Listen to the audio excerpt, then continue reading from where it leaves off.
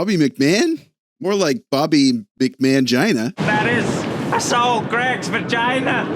I got a mangina. Montreal Canadiens were in Toronto tonight. They played the Toronto Maple Leafs in what could have been a clinch for the playoff if they won in regulation. Well, can they do it with their competition dropping like flies? No more Rangers, no more Islanders. All they need is 2 points, but it's got to be in regulation. Let's talk about it.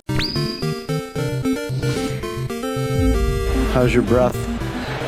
It's not good, eh? No, I meant in terms of conditioning. This is going to be a pretty easy video for me to recap, actually. It was a tense game, but just spit there. Did you see that? It was a tense game, but the opportunities and the saves, I mean, they weren't like mind-blowing or anything like that. So I'm not going to highlight every single little one of them. One thing that I did want to highlight is we are nearing so close to 12,000 subscribers.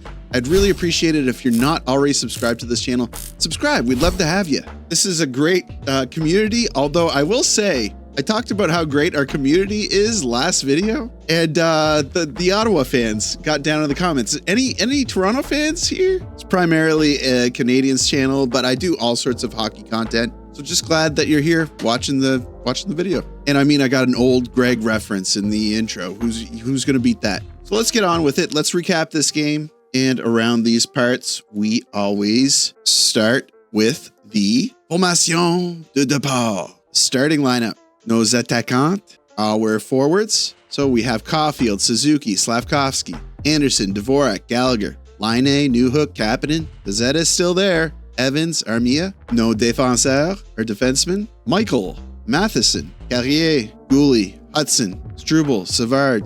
Et notre gardien de but, Jakub Dobes. Yeah, Dobes is getting the shot again tonight. This is a big game for him. I think this is something that Jeff Gorton and Ivan Demidov are going to be observing, taking notes, maybe. Yeah, Demidov was up in the players box or whatever.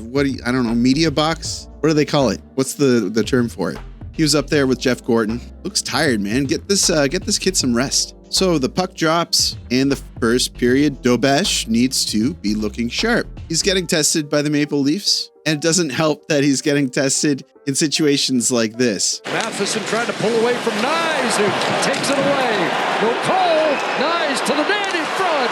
Matthews can't. Matheson toe picks here, turns it over, and this is right at the end of the period. Not a lot happened in the first period. I guess you could say that they were sparring, seeing who wanted to set the tone of the game. Tone of the game does not get set in the first period, I feel. At least there are different gears in this game, because the first period ends 10-2 in terms of shots for the Leafs, but the Montreal Canadiens have more shot attempts.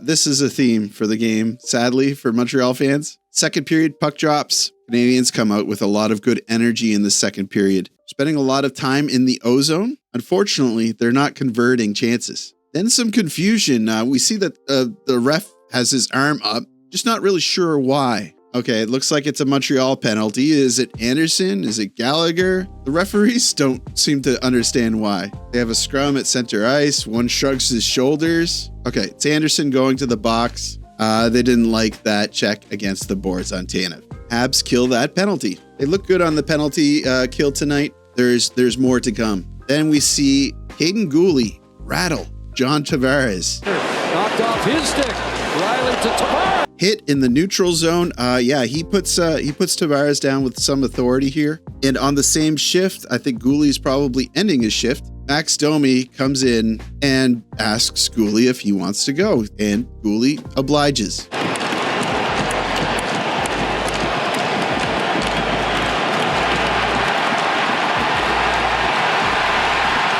Not much of a tilt here.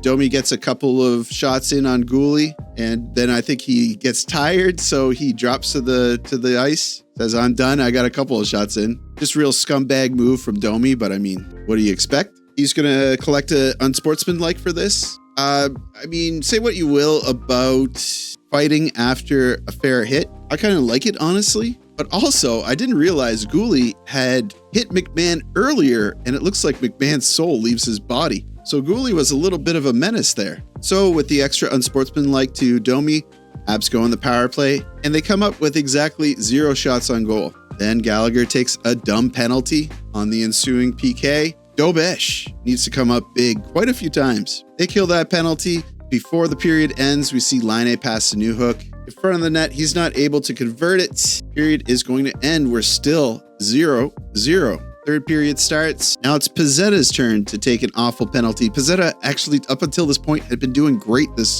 game. I mean, great for Pezzetta. He had one really good scoring opportunity. I should have clipped it. It was in the first period. It was basically the very first opportunity the Habs had. But he's going to the box here, holding the stick. Unnecessary. Montreal is doing a good job of killing this penalty. And what the heck? Another penalty is called, but what's it for? I didn't see anything on the play.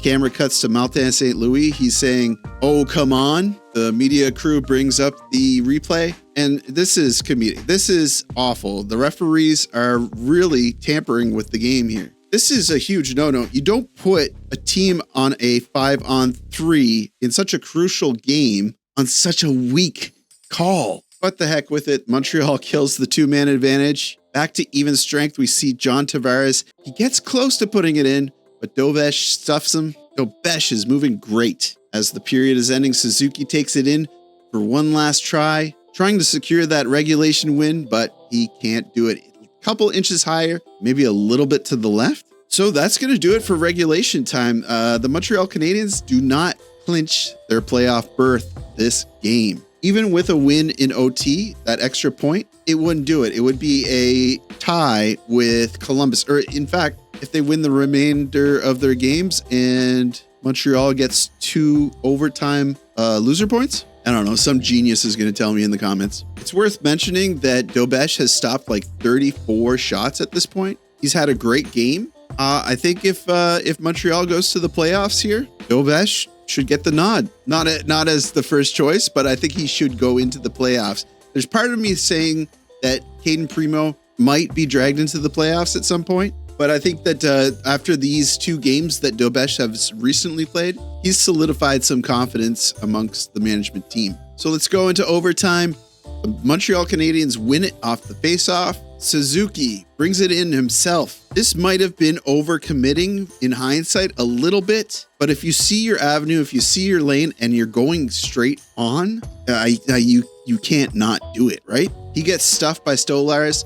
Tavares checks him from behind. Suzuki falls to the ice. He loses his stick in the process. Toronto goes the other way, and Mitch Marner is going to sew it up. Stuck back behind the play, 3-on-2. Here is Marner. But wait, they review the play, and Carlo is not 5 feet from the player's bench when Marner hops on. The goal is disallowed. Sorry, that's really evil of me. The goal was not disallowed. The refs didn't catch it, I guess. Not too much worth analyzing here, although I am going to do it because I am seeing some heinous takes online, and it's about Matheson. It's blaming Matheson for this.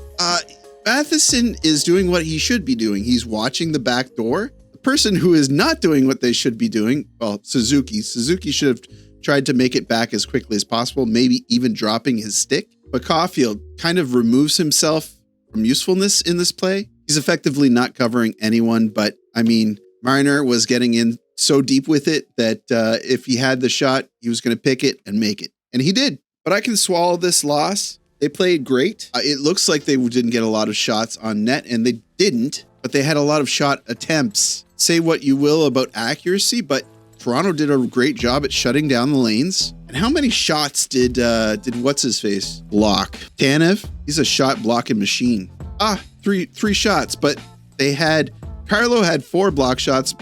Riley had 4 block shots as well. Yeah, they were blocking shots like mad. So it is what it is. It ain't what it ain't. That is an important point because it knocks out Detroit. It is now between Columbus and Montreal. A regulation win would win it for them. We would clinch it for them. An overtime win would win it for them. I don't think an overtime loss would win it for them. Let me know in the comments. First one who lets me know in the comments, I'll pin it. I think it's that they need 90 points if they're going to get all their points in overtime. And if they have to go to a tiebreaker, then they need more wins in the W column. That's going to do it for me, guys. Talk again on Monday. They're going up against the Chicago Blackhawks. This should be a win, and it should be one at home with Ivan Demidov in the lineup. A lot of weirdness behind this because I don't know if they would start him on one of the lower lines. And without much practice with the team, how confident are they in Demidov understanding the systems? It's interesting. It's going to be really interesting to see. Okay, again, that's it for me, guys. Thank you so much for watching. I really appreciate all your support. Even on the video from yesterday, it was a painful loss handed to us by the Ottawa Senators, but you still came out and showed your support by watching the video. I really, really appreciate that. We continue trucking. We're going to hit that 12,000 subscriber benchmark. I love it. I love it all. Like the video. It helps me out with search results or something or other. Subscribe if you're not already subscribed. If you've made it this far, come on, subscribe. And as always, I will see you down in the comments.